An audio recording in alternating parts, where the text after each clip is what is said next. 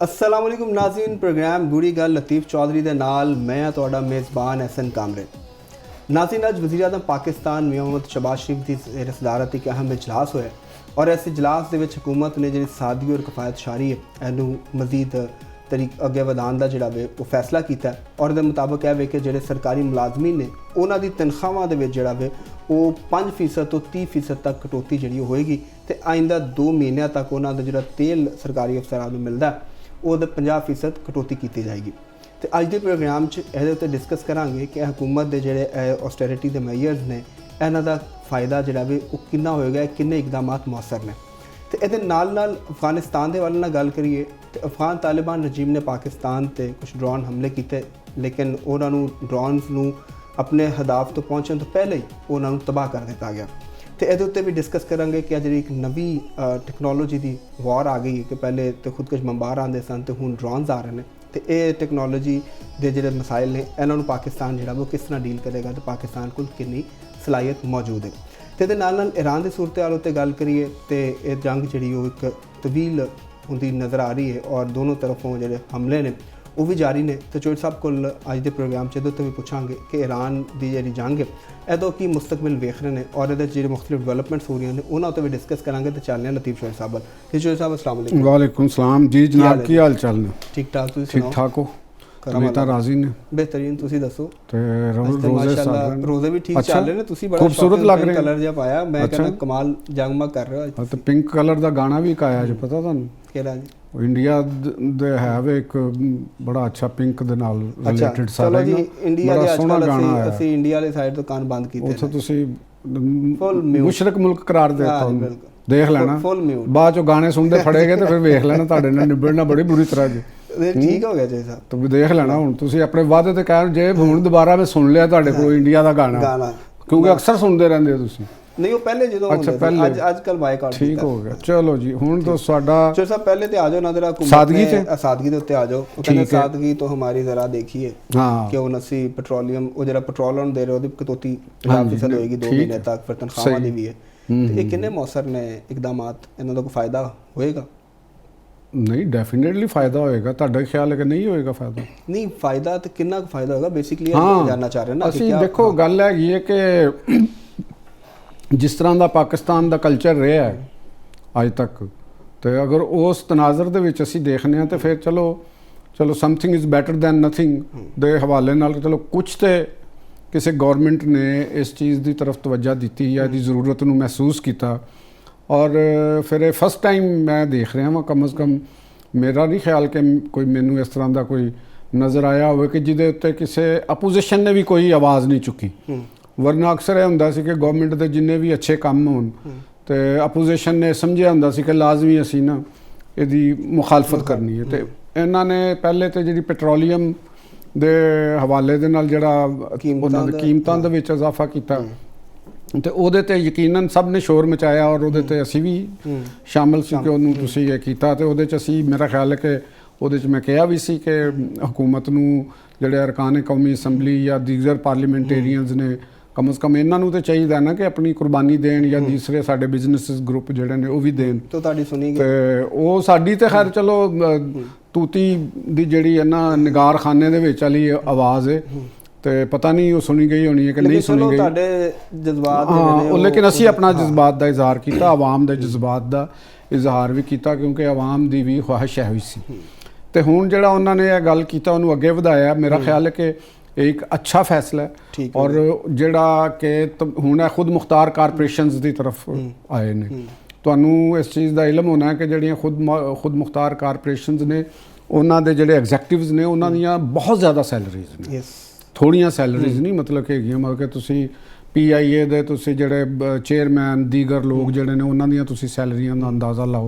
Board member ने सोई southern सोई नरदरन पाकिस्तान ऑयल फील्ड पाकिस्तान पेट्रोलीयम्स जिहड़ियां इस तरह दीयां जिहड़ियां कंपनियां दे एग्जैक्टिव ने तो वो तो बहुत उन्हां दियां हैवी सैलरियां ने।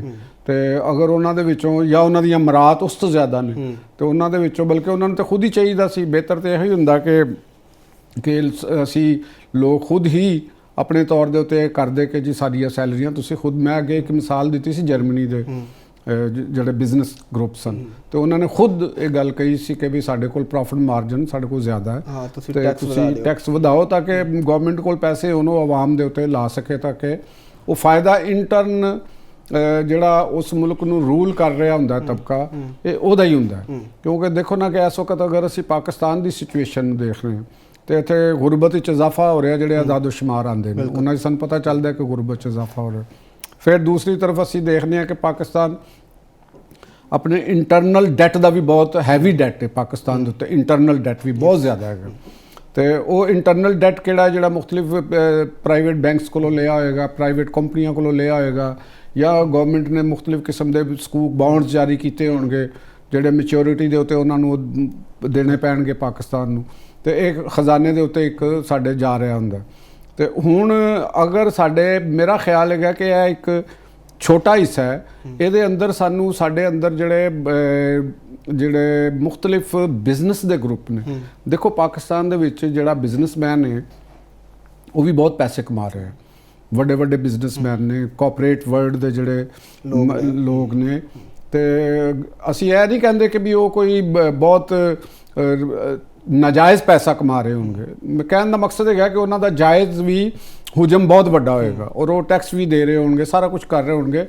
ਮੇਰਾ ਖਿਆਲ ਹੈ ਕਿ ਪਾਕਿਸਤਾਨ ਦੀ ਮਈਸ਼ਤ ਵਾਸਤੇ ਔਰ ਪਾਕਿਸਤਾਨ ਦੇ ਇਰਦ ਗਿਰਦ ਜਿਹੜੇ ਗੈਰ ਮਾਮੂਲੀ ਇਸ ਵਕਤ ਹਾਲਾਤ ਨੇ, ਉਹਨਾਂ ਦੇ ਵਿੱਚ ਸਾਡਾ ਜਿਹੜਾ ਸਰਮਾਇਆਦਾਰ ਤਬਕਾ ਹੈ, ਮੈਨੂਫੈਕਚਰਰ ਤਬਕਾ, ਰਿਟੇਲਰ ਤਬਕਾ, ਦੇਖੋ ਨਾ ਬੜੇ ਬੜੇ ਵੱਡੇ ਸਟੋਰਸ ਦੇ ਮਾਲਕਾਨ ਨੇ, ਬਿਲੀਅਨਸ ਦੀ ਮਾਲਕ ਨੇ, ਬਲਕਿ ਉਹਨਾਂ ਦੀਆਂ ਰੋਜ਼ ਦੀ ਅਗਰ ਅਸੀਂ ਸੇਲਸ ਕੱਢਨੇ ਆ ਨਾ ਤੇ ਉਹ ਹੀ ਮਤਲਬ ਕਿ ਕਰੋੜਾਂ 'ਚ ਚਲੀ ਜਾਏਗੀ। ਐਸੇ ਵੀ ਸਾਡੇ ਰਿਟੇਲਰਸ ਔਰ ਸਟੋਰਸ ਦੇ ਮਾਲਕਾਨ ਮੌਜੂਦ ਨੇ। ਤੇ ਅਗਰ ਅਸੀਂ ਸਾਰੇ ਲੋਕ, ਪਾਕਿਸਤਾਨ ਦੇ ਕੋਲ ਸਰਮਾਏ ਦੀ ਕਮੀ ਨਹੀਂ ਹੈ, ਤੇ ਉਹ ਅਗਰ ਆਪਣੀ ਕੋਈ ਸੈਕਰੀਫਾਈਸ ਕਰਨ, ਦੇਖੋ ਪਾਕਿਸਤਾਨ ਦੇ ਬਾਰੇ 'ਚ ਸਾਰਿਆਂ ਨੂੰ ਪਤਾ ਹੈ ਕਿ ਜਿਹੜਾ ਖੈਰਾਤ ਦੀ ਮੱਦ ਵਿੱਚ ਪਾਕਿਸਤਾਨੀ ਪੂਰੀ ਦੁਨੀਆ 'ਚ ਸਭ ਤੋਂ ਜ਼ਿਆਦਾ ਪੈਸੇ ਦਿੰਦਾ, ਠੀਕ ਹੈ, ਉਹ ਦਿੰਦੇ ਨੇ ਨਾ। ਤੇ ਅਗਰ ਇਹ ਪਾਕਿਸਤਾਨ ਦੇ ਜਿਹੜੇ ਵੱਡੇ ਵੱਡੇ ਸਰਮਾਇਆਦਾਰ ਲੋਕ ਨੇ, ਇਹ ਆਪਣੀ ਜੇਬ ਦੇ ਵਿੱਚੋਂ ਅਗਰ ਥੋੜ੍ਹਾ ਜਿਹਾ ਮੁਲਕ ਵਾਸਤੇ ਵੀ ਕਰ ਦੇਣ, ਤੇ ਮੇਰਾ ਖਿਆਲ ਹੈ ਕਿ ਆਵਾਮ ਨੂੰ ਜਨਰਲੀ ਇੱਕ ਜ਼ਿਆਦਾ ਵੱਡਾ ਰਿਲੀਫ ਦਿੱਤਾ ਜਾ ਸਕਦਾ। ਉਹਦੇ 'ਚ ਇੱਕ ਟਰਸਟ ਡੈਫਿਸਿਟ ਆਉਂਦਾ ਨਾ,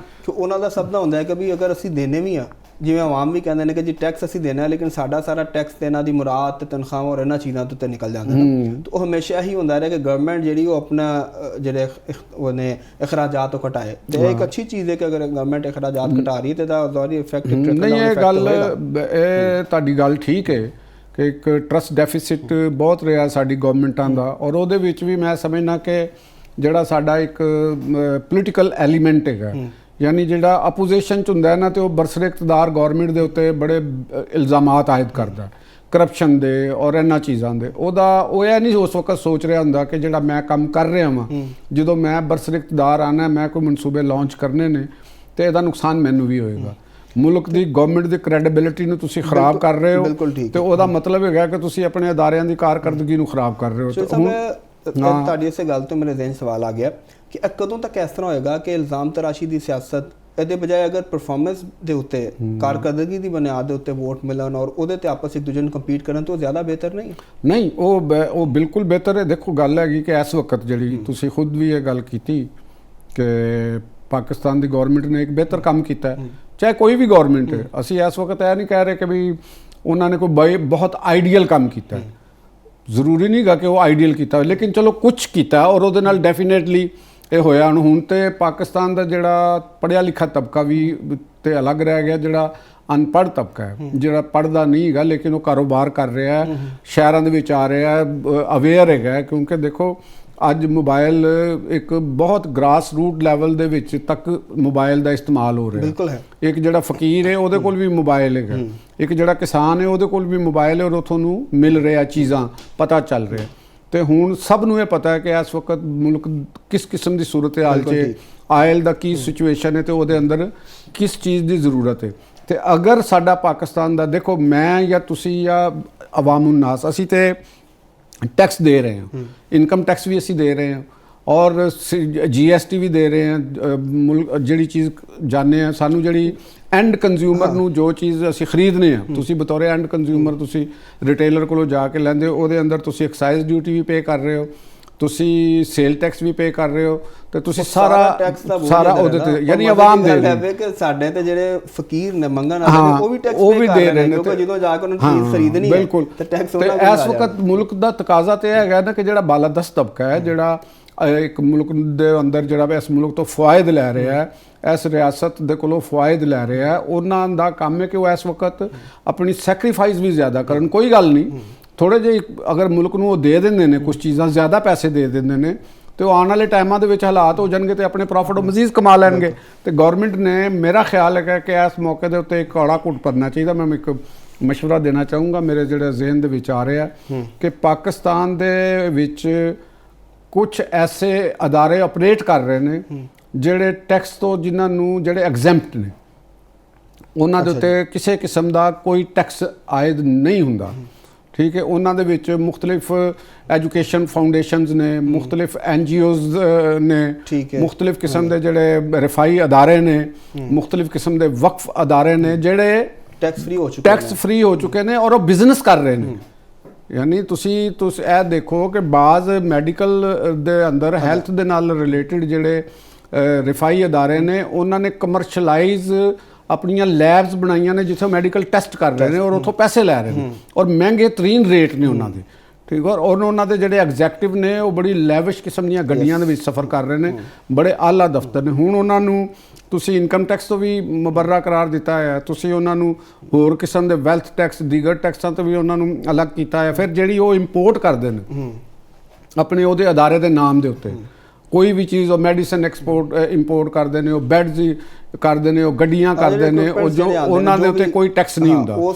ਠੀਕ ਹੈ ਨਾ, ਉਹਦੇ ਤੇ ਟੈਕਸ ਨਹੀਂ ਹੋਗਾ। ਤੇ ਇਹ ਵੀ ਇੱਕ ਮੈਂ ਸਮਝਦਾ ਵਾਂ ਕਿ ਇੱਕ ਪਾਕਿਸਤਾਨ ਦੇ ਆਵਾਮ ਦੇ ਨਾਲ ਇੱਕ ਬਹੁਤ ਵੱਡੀ ਜ਼ਿਆਦਤੀ ਹੋ ਰਹੀ ਹੈ ਔਰ ਹਕੂਮਤ ਨੂੰ, ਔਰ ਇਹ ਲਗਭਗ ਇੱਕ ਅੰਦਾਜ਼ੇ ਦੇ ਮੁਤਾਬਕ ਜਿਹੜਾ ਰਫ ਹੈ, ਆਈ ਡੋਂਟ ਨੋ ਕਿ ਐਗਜ਼ੈਕਟ ਕੀ ਹੋਣਗਾ, ਲੇਕਿਨ ਇਹ ਕੁਝ ਅਰਸਾ ਪਹਿਲੇ ਤੱਕ ਇੱਕ ਬੜੇ ਹਕੂਮਤੀ ਜ਼ਿੰਮੇਦਾਰ ਦੀ ਮੈਨੂੰ ਪ੍ਰੈਸ ਕਾਨਫਰੰਸ ਯਾਦ ਆ ਰਹੀ ਹੈ ਜਿਹਦੇ 'ਚ ਉਹਨਾਂ ਨੇ ਕਿਹਾ ਸੀ ਕਿ ਇਹ 40 ਅਰਬ ਰੁਪਏ ਸਾਲਾਨਾ ਦੇ ਕਰੀਬ ਬਣਦੇ ਨੇ ਇਹਨਾਂ ਦਾ, ਅਗਰ ਅਸੀਂ ਉਹ ਗਵਰਨਮੈਂਟ ਵਸੂਲ ਕਰਦੀ। ਤੇ ਇਹਦੇ ਬਾਰੇ ਦੇ ਵਿੱਚ ਹੁਣ ਇਹ ਗਵਰਨਮੈਂਟ ਦਾ ਕੰਮ ਹੈ। ਪ੍ਰਾਈਮ ਮਿਨਿਸਟਰ ਮੀਆਂ ਸ਼ਹਬਾਜ਼ ਸ਼ਰੀਫ ਸਾਹਿਬ ਜਿਹੜੇ ਨੇ ਉਹ ਬਹੁਤ ਚੀਜ਼ਾਂ ਨੂੰ ਸਮਝਦੇ ਨੇ ਔਰ ਇਹਦੇ ਨਾਲ ਨਾਲ ਸਾਡੀ ਜਿਹੜੀ ਐਸਟੈਬਲਿਸ਼ਮੈਂਟ ਦੇ ਆਲਾ ਅਹੁਦੇਦਾਰ ਨੇ, ਉਹਨਾਂ ਨੂੰ ਵੀ ਚੀਜ਼ਾਂ ਦਾ ਪਤਾ ਹੈ ਕਿ ਵੀ ਇਹ ਹੋ ਕੀ ਰਿਹਾ ਇਸ ਮੁਲਕ ਦੇ ਵਿੱਚ।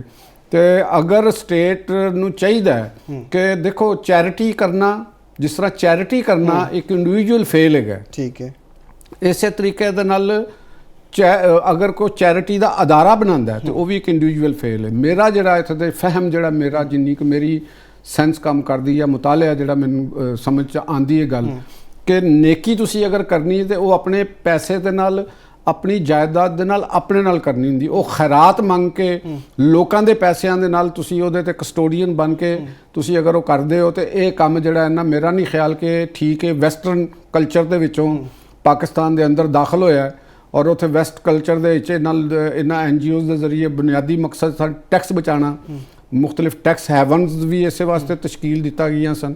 ਤੇ ਪਾਕਿਸਤਾਨ ਜੈਸੇ ਤਰੱਕੀ ਪਜ਼ੀਰ ਮੁਲਕਾਂ ਦੇ ਵਿੱਚ ਇਸ ਕਿਸਮ ਦੀ ਰਿਆਇਤ ਔਰ ਫੈਸਿਲਿਟੀ ਦਾ ਮਤਲਬ ਹੈਗਾ ਕਿ ਤੁਸੀਂ ਗਵਰਨਮੈਂਟ ਐਕਸਚੇਕਰ ਦੇ ਵਿੱਚ ਪੈਸੇ ਕੱਢ ਕੇ ਕਿਸੇ ਤੁਸੀਂ ਦੂਸਰਿਆਂ ਨੂੰ ਦੇ ਰਹੇ ਹੋ ਔਰ ਬਹੁਤ ਥੋੜੇ ਜਿਹੜੇ ਟੈਕਸ ਪੇਅਰ ਨੇ ਤੁਸੀਂ ਉਹਨਾਂ ਦੇ ਕੋਲੋਂ ਪੈਸੇ ਲੈ ਰਹੇ ਹੋ। ਅਗਰ ਤੇ ਠੀਕ ਹੈ ਜੀ ਹਕੂਮਤ ਇੱਧਰ ਦੇਵੇ, ਇਹਨਾਂ ਦੇ ਉੱਤੇ ਤਵੱਜਾ ਦੇ, ਅਗਰ ਕਿਸੇ ਨੇ ਆਪਣਾ ਕੋਈ ਖੈਰਾਤ ਕਰਨੀ ਹੈ ਜਾਂ ਆਪਣਾ ਕੋਈ ਅਦਾਰਾ ਬਣਾਉਣਾ ਹੈ, ਉਹ ਆਪਣੇ ਵਾਲਦੈਨ ਦੀ ਜਾਇਦਾਦ ਉੱਤੇ ਆਪਣੇ ਪੈਸਿਆਂ ਦੇ ਨਾਲ ਜਿੰਨੀ ਉਹਦੇ ਕੋਲ ਹੈ ਉਹਨਾਂ ਕਰੇ।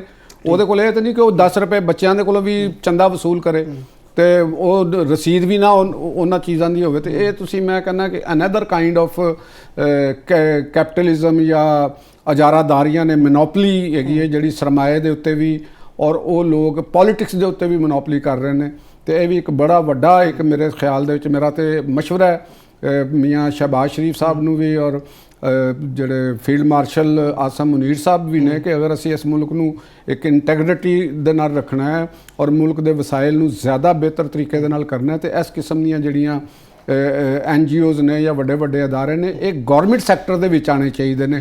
ਇਹਨਾਂ ਨੂੰ ਗਵਰਨਮੈਂਟ ਦੇ ਵਿੱਚ ਲਿਆ ਕੇ ਤੇ ਤੁਸੀਂ ਦਿਓ, ਕਿਉਂਕਿ ਸਭ ਤੋਂ ਵੱਡੀ ਸਟੇਟ ਹੈ। ਗਵਰਨਮੈਂਟ 'ਚ ਬੈਠੇ ਹੋਏ ਲੋਕ ਜਿਹੜੇ ਨੇ ਉਹ ਤੇਰੇ ਸਭ ਤੋਂ ਵੱਡੇ ਬੈਨੀਫੀਸ਼ੀਅਰੀ ਨੇ। ਤੇ ਨਹੀਂ, ਉਹ ਬੜਾ ਵੱਡਾ ਚੈਲੰਜ ਹੋਏਗਾ। ਚੈਲੰਜ ਤੇ ਹੈ ਵੀ ਮੀਆਂ ਸਾਹਿਬ ਨੂੰ ਔਰ ਮੁਸਲਿਮ ਲੀਗ ਨੂਨ ਨੂੰ, ਪੀਪਲਸ ਪਾਰਟੀ ਨੂੰ, ਜਿਹੜੇ ਆਵਾਮ ਦਾ ਦਾਅਵਾ ਕਰਦੇ ਨੇ, ਇਹਨਾਂ ਨੂੰ ਇਹਦੇ ਉੱਤੇ ਆਵਾਜ਼ ਚੁੱਕਣੀ ਚਾਹੀਦੀ ਹੈ, ਔਰ ਦੀਗਰ ਪਾਰਟੀਆਂ ਨੂੰ ਵੀ ਚੁੱਕਣੀ ਚਾਹੀਦੀ ਹੈ। ਮੈਂ ਜੋ ਇੱਕ ਗੱਲ ਕਰ ਰਿਹਾ, ਮੈਂ ਫੀਲ ਕਰ ਰਿਹਾ ਮੈਂ ਇਸ ਚੀਜ਼ ਨੂੰ, ਜਿੰਨੀ ਭਰਪੂਰ ਆਵਾਜ਼ ਚੁੱਕੀ ਹੈ ਉਮੀਦ ਹੈ ਕਿ ਸੁਣੀ ਵੀ ਜਾਏਗੀ। ਪਤਾ ਨਹੀਂ ਹੁਣ ਤੁਸੀਂ ਮੇਰੇ ਨਾਲ ਇਤਫਾਕ ਕਰਦੇ ਹੋ ਕਿ ਨਹੀਂ, ਉਹ ਨਾ ਹੋਵੇ ਘਰੋਂ ਹੀ ਕਿਧਰੇ ਬੇਇਤਫਾਕੀ ਸ਼ੁਰੂ ਹੋ ਜਾਏ। ਨਹੀਂ, ਮੈਂ ਤੇ ਤੁਹਾਨੂੰ ਪਹਿਲੇ ਵੀ ਜ਼ਿਕਰ ਕੀਤਾ ਸੀ ਕਿ ਇਹ ਤੇ ਇੱਕ ਪੂਰਾ ਮਾਫੀਆ, ਔਰ ਜਿਵੇਂ ਤੁਸੀਂ ਦੱਸਿਆ ਵੀ ਕਿ ਇਲੀਗਲ ਮਨੀ ਔਰ ਬਲੈਕ ਮਨੀ, ਔਰ ਉਹਦੇ ਬਾਅਦ ਇਲੀਗਲ ਮਨੀ ਤੇ ਹੋਰ ਆਂਦੀ ਹੋਏਗੀ ਤਾਂ ਇਹਦੇ ਨਾਲ ਰਿਲੇਟਡ ਉਹਦੇ ਜ਼ਰੀਏ ਅਸੀਂ ਕਿਸੇ ਦੀ ਕਸਮ ਤੇ ਨਹੀਂ ਖਾ ਸਕਦੇ, ਉਹ ਨਹੀਂ ਕਰਦਾ ਹੋਏਗਾ, ਕਰ ਸਕਦਾ ਹੈ। ਪੈਸਾ ਬੜੀ ਜ਼ਾਲਮ ਚੀਜ਼ ਹੈਗੀ। ਬਿਲਕੁਲ। ਨਾਜ਼ਰੀਨ, ਪ੍ਰੋਗਰਾਮ 'ਚ ਵਕਤ ਹੋਇਆ ਇੱਕ ਬ੍ਰੇਕ ਦਾ। ਬ੍ਰੇਕ ਤੋਂ ਬਾਅਦ ਜਦੋਂ ਵਾਪਸ ਆਵਾਂਗੇ ਤੇ ਪਾਕਿਸਤਾਨ ਔਰ ਅਫਗਾਨਿਸਤਾਨ ਦੇ ਜਿਹੜੇ ਕਸ਼ੀਦਗੀ ਹੈ ਉਹਦੇ ਵਾਲੇ ਨਾਲ ਗੱਲ ਕਰਾਂਗੇ। ਸਾਡੇ ਨਾਲ ਜੁੜੇ ਰਹੋ।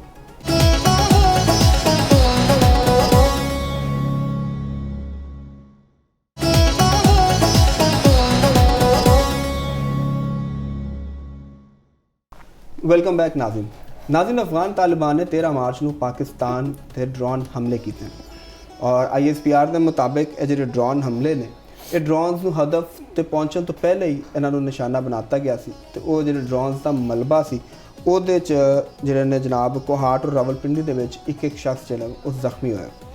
ਤੇ ਇਹ ਦਹਿਸ਼ਤਗਰਦੀ ਜਿਹੜੀ ਕਾਰਵਾਈਆਂ ਨੇ, ਪਹਿਲੇ ਖੁਦਕਸ਼ ਬੰਬਾਰ ਹੁੰਦੇ ਸਨ ਔਰ ਲੈਂਡ ਮਾਈਨਸ ਵਿਛਾਈਆਂ ਜਾਂਦੀਆਂ ਸੀ, ਹੁਣ ਇਹ ਇੱਕ ਫਜ਼ਾਈ ਹਮਲੇ ਜਿਹੜੇ ਨੇ ਯਾਨੀ ਡਰੋਨਸ ਦੇ ਥਰੂ ਜਿਹੜਾ 에ਅਰ ਸਪੇਸ ਜਿਹਨੂੰ ਬ੍ਰੀਚ ਕਰਕੇ ਪਹੁੰਚਦੇ ਨੇ।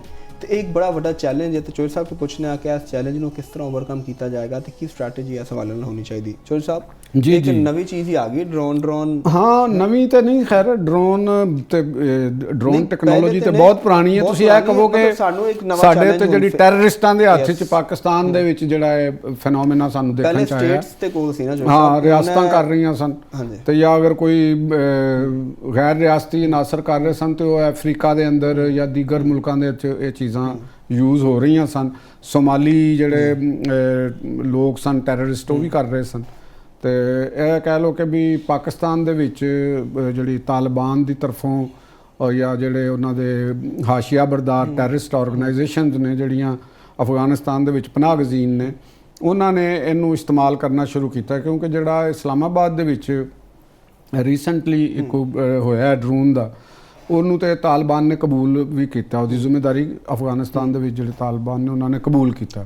ਤੇ ਇੱਥੋਂ ਚੀਜ਼ ਇੱਕ ਤੇ ਇਹ ਵਾਜ਼ੇ ਹੋ ਗਈ ਨਾ ਕਿ ਅਫਗਾਨਿਸਤਾਨ ਦੇ ਤਾਲਿਬਾਨ ਜਿਹੜੇ ਨੇ ਜਾਂ ਜਿਹੜੀ ਉੱਥੋਂ ਦੀ ਰਜੀਮ ਹੈਗੀ ਹੈ, ਉਹ ਇੱਕ ਬਲਕਾ ਬਿਲਕੁਲ ਖੁੱਲ੍ਹੇ ਆਮ ਔਰ ਦੀਦਾ ਦਲੇਰੀ ਦੇ ਨਾਲ ਉਹ ਟੈਰਰਿਸਟਾਂ ਦੇ ਨਾਲ ਖੜੀ ਹੋਈ ਹੈ। ਹੁਣ ਤੇ ਕੋਈ ਉਹ ਦੋ ਰਾਏ ਦੇ ਵਿੱਚ ਨਹੀਂ ਰਹਿ ਗਈ। ਅਸੀਂ ਤੇ ਪਹਿਲੇ ਵੀ, ਮੈਂ ਤੇ ਇਸ ਵਾਲੇ ਨਾਲ ਮੇਰਾ ਮੌਕਫ ਵਾਜ਼ੇ ਵੀ ਸੀ, ਮੇਰਾ ਜਿਹੜਾ ਨਜ਼ਰੀਆ ਵੀ ਸੀ ਉਹ ਵੀ ਵਾਜ਼ੇ ਸੀ। ਔਰ ਹੁਣ ਦੇਖਣਾ ਤੇ ਇਹ ਵੇ ਕਿ ਜਿਹੜੀਆਂ ਪਾਕਿਸਤਾਨ ਦੇ ਵਿੱਚ ਐਸੀਆਂ ਜਿਹੜੀਆਂ ਪੋਲੀਟੀਕਲ ਕੂਵਤਾਂ ਨੇ ਜਿਹੜੀਆਂ ਹਮੇਸ਼ਾ ਤਾਲਿਬਾਨ ਦੇ ਨਾਲ ਗੁਫ਼ਤਗੂ ਦੀ ਗੱਲ ਕਰਦੀਆਂ ਰਹੀਆਂ ਨੇ, ਔਰ ਕੁਝ ਉਹਨਾਂ ਦੇ ਵਿੱਚੋਂ ਮਜ਼ਹਬੀ ਨੇ, ਕੁਝ ਨੀਮ ਮਜ਼ਹਬੀ ਨੇ, ਕੁਝ ਉਹ ਜਿਹੜੇ ਬਰੂਪੀਏ ਨੇ ਜਿਨ੍ਹਾਂ ਨੇ ਆਪਣੇ ਜਿਹੜਾ ਚਿਹਰਾ ਹੈ ਉਹ ਮਾਡਰਨ ਰੱਖਿਆ ਹੈ, ਲੇਕਿਨ ਅੰਦਰੋਂ ਬੜੇ ਉਹਨਾਂ ਦੀ ਜ਼ਹਿਨੀਅਤ ਬੜੀ ਹੀ ਕਿਸਮ ਦੀ ਇੱਕ ਕਸਬੀਅਤ ਨਾਲ, ਨਫ਼ਰਤਾਂ ਨਾਲ ਭਰਪੂਰ ਹੈ, ਬਲਕਿ ਗਲੀਜ਼ ਮੈਂਟੈਲਿਟੀ ਦੇ ਉਹ ਲੋਕ ਨੇ ਜਿਹੜਾ ਦੂਸਰਿਆਂ ਨੂੰ ਬੜੇ ਬੁਰੇ ਅਲਫਾਜ਼ ਦੇ ਨਾਲ ਉਹਨਾਂ ਦਾ ਕਰਦੇ ਨੇ। ਲੋ ਮੈਂਟਲ ਲੈਵਲ ਉਹਨਾਂ ਦਾ, ਤੇ ਜਿਹੜਾ ਉਹਨਾਂ ਦਾ ਜ਼ਾਹਰ ਹੈਗਾ ਉਹ ਬੜਾ ਮਾਡਰਨ ਜਿਹਾ ਲੱਗਦਾ ਹੈ। ਔਰ ਇੱਕ ਉਹ ਵੀ ਗਰੋਹ ਇਹਦੇ ਵਿੱਚ ਸ਼ਾਮਿਲ ਹੈ। ਹੁਣ ਇਹ ਮੈਂ ਉਹਨਾਂ ਗਰੋਹਾਂ ਦੀ ਗੱਲ ਕਰ ਰਿਹਾ ਜਿਹੜੇ ਪਾਕਿਸਤਾਨੀ ਹੋਣ ਦਾ ਦਾਅਵਾ ਕਰਦੇ ਨੇ, ਯਾਨੀ ਜਿਹੜੇ ਪਾਕਿਸਤਾਨ ਦੇ ਵਿੱਚ ਨੇ। ਹੁਣ ਉਹ ਸਿਆਸੀ ਜਮਾਤਾਂ ਦੇ ਬੰਦੇ ਜਿਹੜੇ ਨੇ ਜਾਂ ਉਹਨਾਂ ਦੀ ਜਿਹੜੀ ਕਿਆਦਤ ਹੈਗੀ ਹੈ, ਮਜ਼ਹਬੀ ਸਿਆਸੀ ਜਮਾਤਾਂ ਦੀ ਕਿਆਦਤ ਹੈਗੀ ਹੈ, ਉਹ ਹੁਣ ਕੀ ਮੌਕਫ ਲੈਂਦੇ ਨੇ। ਉਹਨਾਂ ਇਸ ਵਕਤ ਉਹ ਜਿਵੇਂ ਗਿਰਗਟ ਦੀ ਤਰ੍ਹਾਂ ਰੰਗ ਬਦਲਿਆ ਹੁੰਦਾ ਨਾ, ਤੇ ਇਸ ਤਰ੍ਹਾਂ ਹੁਣ ਉਹ ਕਿਉਂਕਿ ਜਵਾਬ ਨਹੀਂ ਤੇ ਉਹ ਖਾਮੋਸ਼ੀ ਦੇ ਨਾਲ ਉਹ ਬੈਠੇ ਨੇ ਸਿਰ ਸੁੱਟ ਕੇ। ਉਹਨਾਂ ਦੇ ਦਿਲਾਂ ਦੇ ਉੱਤੇ ਮੋਹਰ ਲੱਗੀ ਹੋਈ ਹੈ, ਠੀਕ ਹੈ ਨਾ। ਉਹ ਦੇਖ ਵੀ ਨਹੀਂ ਸਕਦੇ ਔਰ ਨਾ ਉਹ ਸੁਣ ਸਕਦੇ ਨੇ ਇਹਨਾਂ ਚੀਜ਼ਾਂ ਦੇ ਉੱਤੇ। ਉਹ ਉਸ ਦੇ ਮਸਦਾਕ ਨੇ ਇਹ ਪਾਕਿਸਤਾਨ ਦੇ ਵਿੱਚ ਉਹ ਗਰੋਹ ਨੇ ਕਿ ਯਾਨੀ ਉਹ ਅੱਜ ਵੀ ਆਪਣੇ ਉਸੇ ਸੂਰਤ ਦੇ ਵਿੱਚ ਅੱਗੇ ਕਿ ਜਿਸ ਵੇਲੇ ਉਹ ਤੁਹਾਡੇ ਕੋਲ ਹੋਣਗੇ ਉਸ ਵੇਲੇ ਉਹ ਤੁਹਾਡੇ ਨਾਲ ਈਮਾਨ ਦੀ ਗੱਲ ਕਰਨਗੇ ਤੇ ਹਰ ਚੀਜ਼ ਕਰਨਗੇ, ਲੇਕਿਨ ਜਿਸ ਵੇਲੇ ਉਹ ਆਪਣੇ ਸ਼ਿਆਤੀਨ ਦੇ ਕੋਲ ਜਾਣਗੇ ਤੇ ਉੱਥੇ ਜਾ ਕੇ ਉਹ ਮਜ਼ਾਕ ਉਡਾਉਣਗੇ।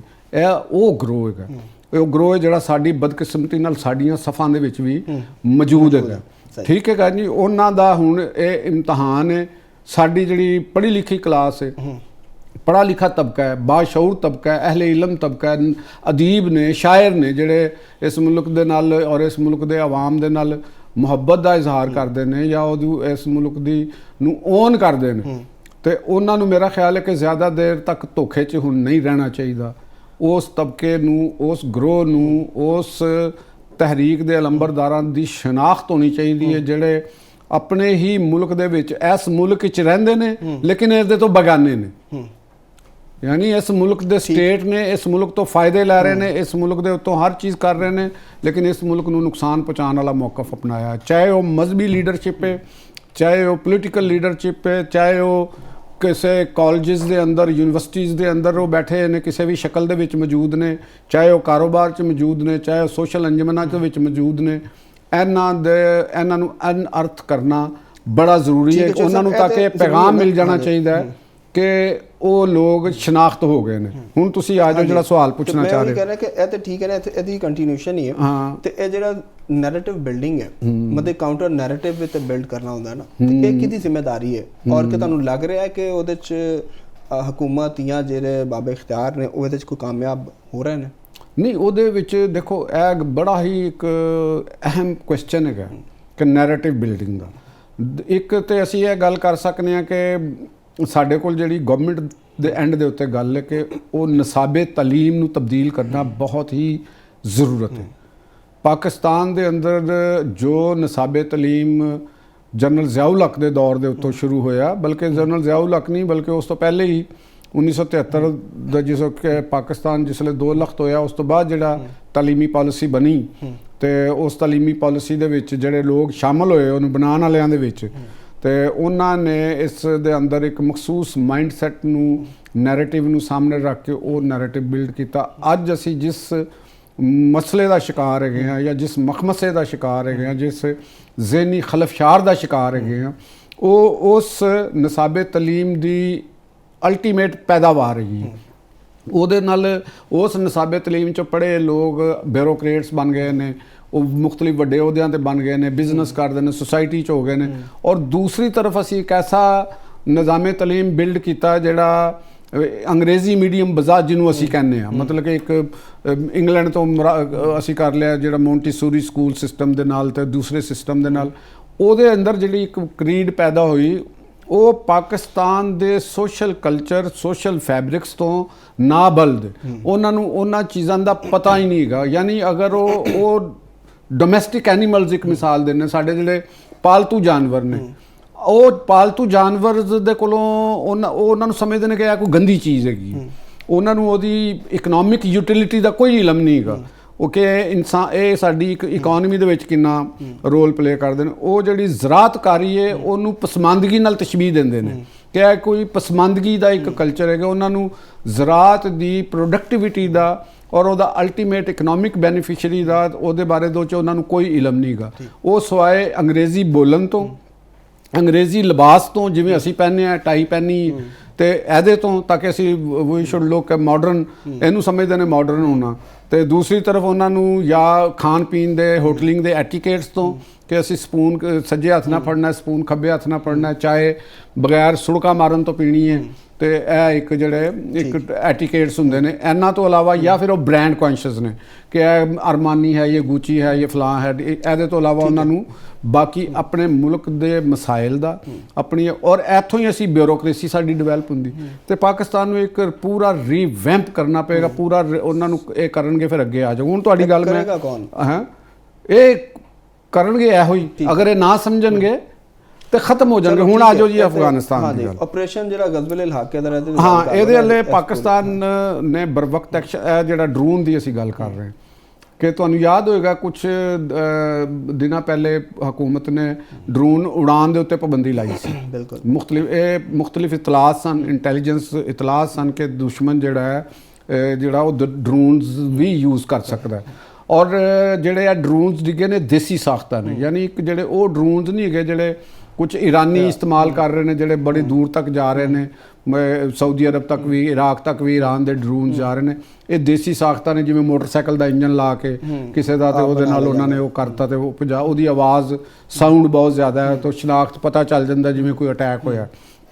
ਹੁਣ ਇਸਲਾਮਾਬਾਦ ਵਾਲੇ ਦੇ ਬਾਰੇ 'ਚ ਇੱਕ ਰਾਏ ਇਹ ਵੀ ਹੈ ਵੀ ਉਹਨਾਂ ਨੇ ਕਬੂਲ ਤੇ ਕਰ ਲਿਆ, ਲੇਕਿਨ ਇਹ ਨਹੀਂ ਕੀਤਾ ਕਿ ਵੀ ਉਹ ਅਫਗਾਨਿਸਤਾਨ ਤੋਂ ਉੱਡ ਕੇ ਇੱਥੋਂ ਤੱਕ ਪਹੁੰਚਿਆ, ਕਿਉਂਕਿ ਅਗਰ ਉਹ ਅਫਗਾਨਿਸਤਾਨ ਤੋਂ ਉੱਡਦਾ, ਤੁਸੀਂ ਉਹਦੀ ਫੁਟੇਜ ਵੀ ਦੇਖੀ ਕਿ ਕਿੰਨੀ ਉਹਦੀ ਸਾਊਂਡ ਹੈ, ਤੇ ਉਹ ਰਸਤੇ 'ਚ ਇੰਟਰਸੈਪਟ ਹੋ ਜਾਣ। ਇਹਦਾ ਮਤਲਬ ਹੈ ਕਿ ਉਹ ਕਿਧਰੋਂ ਨਜ਼ਦੀਕੋਂ ਹੀ ਉੱਡਿਆ, ਠੀਕ ਹੈ ਨਾ। ਉਹਦੇ ਉੱਤੇ ਸਰਚ ਉਹ ਬੰਦਿਆਂ ਤੱਕ ਪਹੁੰਚਣਾ ਚਾਹੀਦਾ ਹੈ। ਪਾਕਿਸਤਾਨ ਦੇ ਅੰਦਰ ਜਿਹੜੇ ਸਲੀਪਰ ਸੈੱਲਸ ਨੇ ਤੇ ਦਹਿਸ਼ਤਗਰਦਾਂ ਦੇ, ਤਾਲਿਬਾਨ ਦੇ, BLA ਦੇ, ਇਹਨਾਂ ਲੋਕਾਂ ਦੇ, ਔਰ ਇਹ ਸਾਡੀਆਂ ਸਫਾਂ ਦੇ ਵਿੱਚ ਛੁਪੇ ਨੇ, ਜਿਹੜੀ ਅੱਗੇ ਗੱਲ ਕਰ ਰਹੇ ਹਾਂ, ਉਹਨਾਂ ਦੇ ਉੱਤੇ ਕ੍ਰੈਕਡਾਊਨ ਹੋਣਾ ਚਾਹੀਦਾ। ਅਸੀਂ ਉਸ ਤੋਂ ਪਹਿਲੇ ਡਰੋਨ ਉਤਾਰਿਆ ਵੀ ਸੀ, ਇਹਨਾਂ ਡਰੋਨ ਅਟੈਕ ਨੂੰ ਉਤਾਰ ਲਿੱਤਾ ਗਿਆ ਸੀ।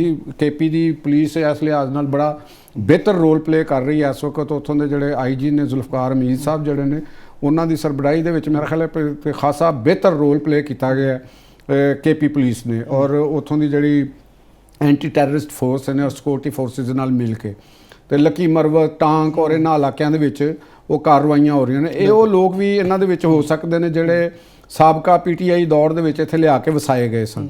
ਤੇ ਯਾਨੀ ਇੱਥੇ ਪਾਕਿਸਤਾਨ ਦੇ ਅੰਦਰ ਹਜੇ ਅਫਗਾਨ ਬਹੁਤ ਜ਼ਿਆਦਾ ਤਾਦਾਦ ਵਿੱਚ ਇੱਥੇ ਮੌਜੂਦ ਨੇ। ਮੁਖਤਲਿਫ ਕਰਾਚੀ ਤੋਂ ਲੈ ਕੇ ਤੇ ਲਾਹੌਰ ਤੱਕ ਉਹ ਗੈਰ ਕਾਨੂੰਨੀ ਵੇਰ ਕਈਆਂ ਨੇ ਸ਼ਨਾਖਤੀ ਕਾਰਡ ਬਣਵਾ ਲਏ ਨੇ, ਔਰ ਉਹ ਕਈਆਂ ਦੇ ਇਹੋ ਜਿਹੇ ਵੀ ਹੈਗੇ ਨੇ ਕਿ ਉਹ ਦੂਸਰਿਆਂ ਦੇ ਜਿਹੜੇ ਉਹ ਬੇਫਾਰਮ ਵਗੈਰਾ ਦੇ ਵਿੱਚ ਵੀ ਉਹਨਾਂ ਨੇ ਫੈਮਿਲੀ ਦੇ ਟਰੀ ਦੇ ਅੰਦਰ ਵੀ ਉਹਨਾਂ ਨੇ ਟੈਂਪਰਿੰਗ ਕੀਤੀ ਹੋਈ ਹੈ। ਤੇ ਇੱਕ ਬੜਾ ਔਖਾ ਕੰਮ ਹੈ, ਸਾਨੂੰ ਇਹਨਾਂ ਹਾਲੇ ਵੀ ਤਵੱਜਾ ਦੇਣਾ ਚਾਹੀਦਾ। ਅਸੂਲੀ ਤੌਰ ਤੇ ਸਾਡੀਆਂ ਸਾਰੀਆਂ ਸੂਬਾਈ ਹਕੂਮਤਾਂ, KP ਦੀ ਹਕੂਮਤ, ਬਲੋਚਿਸਤਾਨ ਦੀ ਹਕੂਮਤ, ਸਿੰਧ ਦੀ ਹਕੂਮਤ, ਔਰ ਉਹਦੇ ਨਾਲ ਨਾਲ ਆਵਾਮ ਨੂੰ ਇਹ ਕਰਨਾ ਚਾਹੀਦਾ। ਜਿੱਥੋਂ ਤੱਕ ਸਾਡਾ ਆਪਰੇਸ਼ਨ ਜਾ ਰਿਹਾ ਹੈ, ਉਹਨਾਂ ਨੇ ਉੱਥੇ ਬੜੀ ਅੱਛੇ ਤਰੀਕੇ ਨਾਲ ਨਿਸ਼ਾਨਾ, ਔਰ ਕੰਧਾਰ 'ਚ ਵੀ ਨਿਸ਼ਾਨਾ, ਉੱਥੇ ਇੱਕ ਉਹਨਾਂ ਨੇ ਆਇਲ ਡਿਪੂ ਵੀ ਉੱਥੇ ਉਹਦੇ ਨੂੰ ਵੀ ਨਿਸ਼ਾਨਾ ਬਣਾਇਆ ਤੇ ਉਹਨਾਂ ਚੀਜ਼ਾਂ ਨੂੰ, ਕਿਉਂਕਿ ਇਹਦਾ ਮਤਲਬ ਹੈਗਾ ਕਿ ਉਹ ਬਾਜ਼ ਨਹੀਂ ਆ ਰਹੇ। ਔਰ ਦੂਸਰੀ ਤਰਫ ਸਾਡੇ ਕੁਛ ਮੈਨੂੰ ਨਹੀਂ ਇਸ ਚੀਜ਼ ਦੀ ਸਮਝ ਆਈ ਕਿ ਜਿਸ ਤਰ੍ਹਾਂ ਚੀਨ ਵੱਲੋਂ ਇੱਕ ਸਾਡੇ ਖਬਰ ਆਈ ਸੀ, ਕੁਝ ਲੋਕਾਂ ਨੇ ਗੱਲ ਕੀਤੀ ਕਿ ਚੀਨ ਨੇ ਪਾਕਿਸਤਾਨ ਨੂੰ ਕਿਹਾ ਕਿ ਤੁਸੀਂ ਅਫਗਾਨਿਸਤਾਨ ਦੇ ਨਾਲ ਕੋਈ ਮਾਮਲਾਤ ਨੂੰ ਹੈਂਡਲਿੰਗ ਕਰੋ, ਤੇ ਉਹਦੇ ਜਵਾਬ ਦੇ ਵਿੱਚ ਪਾਕਿਸਤਾਨ ਦਾ ਵਾਜ਼ੇ ਮੌਕਫ ਸੀ ਕਿ ਜਦ ਤੱਕ ਅਫਗਾਨਿਸਤਾਨ ਦੀ ਤਾਲਿਬਾਨ ਗਵਰਨਮੈਂਟ ਜਿਹੜੀ ਹੈ ਉਹ ਦਹਿਸ਼ਤਗਰਦੀ ਦੋਹਾ ਮੁਆਹਦੇ ਦੀਆਂ ਜਿਹੜੀਆਂ ਸ਼ਰਾਇਤ ਨੇ ਉਹਨਾਂ ਦੇ ਉੱਤੇ TTP ਦੇ ਹਵਾਲੇ ਨਾਲ ਪਾਕਿਸਤਾਨ ਦੇ ਮੌਕਫ ਦੇ ਨਾਲ ਹਮਾਂਗ ਨਹੀਂ ਹੁੰਦੀ, ਤੇ ਅਸੀਂ ਉਹਨਾਂ ਦੇ ਨਾਲ ਨਹੀਂ ਕਰ ਸਕਦੇ। TTP ਦਾ ਔਰ ਅਫਗਾਨਿਸਤਾਨ ਦਾ ਜਿਹੜਾ ਗਵਰਨਮੈਂਟ ਦਾ ਤਾਲੁਕ ਹੈ ਉਹ ਇੰਡੀਆ ਦੇ ਨਾਲ ਮੁਕੰਮਲ ਤੌਰ ਦੇ ਉੱਤੇ ਉਹ ਲਿੰਕ ਨੇ, ਔਰ ਇੰਡੀਆ ਦੀ ਉਹ ਇੱਕ ਪ੍ਰੌਕਸੀ ਬਣੇ ਨੇ। ਤੇ ਪਾਕਿਸਤਾਨ ਨੇ ਹੁਣ ਦੇਖਣਾ ਹੈਗਾ ਕਿ ਚੀਨ ਵਰਗਾ ਮੁਲਕ ਜਿਹੜਾ ਉਹ ਪਾਕਿਸਤਾਨ ਨੂੰ ਕਿਉਂ ਕਹਿ ਰਿਹਾ ਕਿ ਤੁਸੀਂ ਉਹਨਾਂ ਦੇ ਨਾਲ ਇੱਕ ਮਾਮਲਾਤ ਕਰੋ। ਅਸੂਲੀ ਤੌਰ ਤੇ ਚੀਨ ਦਾ, ਇਹਨਾਂ ਦਾ ਚੀਨੀ ਕਿਆਦਤ ਦਾ ਇਹ ਕੰਮ ਹੈਗਾ ਕਿ ਉਹ ਦਹਿਸ਼ਤਗਰਦ ਕਿਆਦਤ ਜਿਹੜੀ ਹੈ ਉਹਨਾਂ ਨੂੰ ਸਨਬ ਕਰਨ, ਉਹਨਾਂ ਨੂੰ ਪਾਕਿਸਤਾਨ ਦੇ ਨਾਲ ਮਿਲ ਕੇ ਜਾਂ ਉਹਨਾਂ ਦੇ ਉੱਤੇ ਇੱਕ ਦਬਾਅ ਬਣਾਇਆ ਜਾਵੇ। ਈਵਨ ਇੰਡੀਆ ਦਾ ਵੀ ਇੱਕ ਕਿਆਦਤ ਦਾ ਇੱਕ ਫਰਜ਼ ਹੈਗਾ। ਇੰਡੀਆ ਇੱਕ ਪਲੇਇੰਗ ਅ ਡਰਟੀ ਗੇਮ, ਮਤਲਬ ਕਿ ਖੈਰ ਉੱਥੇ ਉਹ ਸਪੋਰਟ ਕਰ ਰਿਹਾ ਨਾ ਪੂਰੀ, ਉਹ ਤਾਂ ਪੂਰਾ ਨੈਕਸਸ ਹੈ, ਲੇਕਿਨ ਅਲਟੀਮੇਟ ਉਹਨਾਂ ਨੂੰ ਇਹਦਾ ਨੁਕਸਾਨ ਹੋਏਗਾ। ਪਾਕਿਸਤਾਨ ਇਨਸ਼ਾਅੱਲਾ ਅੱਲਾ ਦੇ ਫਜ਼ਲ ਓ ਕਰਮ ਦੇ ਨਾਲ ਪਾਕਿਸਤਾਨ ਇਹਦੇ ਤੇ ਕਾਬੂ ਪਾਏਗਾ, ਕਿਉਂਕਿ ਡੇ ਬਾਈ ਡੇ ਪਾਕਿਸਤਾਨ ਦੇ ਆਵਾਮ ਦੇ ਵਿੱਚ ਵੀ ਅਵੇਅਰਨੈਸ ਵੱਧ ਰਹੀ ਹੈ। ਪਾਕਿਸਤਾਨ ਦੇ ਲੋਕ ਸਮਝ ਰਹੇ ਨੇ। ਤਾਲਿਬਾਨ ਨੇ ਬਹੁਤ ਕੋਸ਼ਿਸ਼ ਕੀਤੀ ਇੱਥੇ ਫਸਾਦ ਕਰਾਉਣ ਦੀ, ਲੇਕਿਨ ਨਹੀਂ ਹੋਏ। ਔਰ ਪਾਕਿਸਤਾਨ ਨੂੰ ਮੇਰਾ ਖਿਆਲ ਹੈ ਕਿ ਜਿਹੜਾ ਆਪਰੇਸ਼ਨ ਗਜ਼ਬੁਲ ਹੱਕ ਹੈਗਾ ਇਹਨੂੰ ਮੁਸਲਸਲ ਜਾਰੀ ਰੱਖਣਾ ਚਾਹੀਦਾ ਹੈ, ਔਰ ਉੱਥੇ ਜਦ ਤੱਕ ਤਾਲਿਬਾਨ ਦੀ ਰਜੀਮ ਨਹੀਂ ਚੇਂਜ ਹੁੰਦੀ ਤੇ ਮੇਰਾ ਨਹੀਂ ਖਿਆਲ ਕਿ ਉੱਥੇ ਦਹਿਸ਼ਤਗਰਦੀ ਦੇ ਉੱਤੇ ਕੋਈ ਕੰਟਰੋਲ ਹੋ ਸਕਦਾ। ਨਾਜ਼ਰੀਨ, ਪ੍ਰੋਗਰਾਮ 'ਚ ਵਕਤ ਇੱਕ ਬ੍ਰੇਕ ਦਾ। ਬ੍ਰੇਕ ਤੋਂ ਬਾਅਦ ਜਦੋਂ ਵਾਪਸ ਆਵਾਂਗੇ ਤੇ ਈਰਾਨ ਦੀ ਸੂਰਤ ਹਾਲ ਉੱਤੇ ਗੱਲ ਕਰਾਂਗੇ। ਸਾਡੇ ਨਾਲ ਜੁੜੇ ਰਹੋ।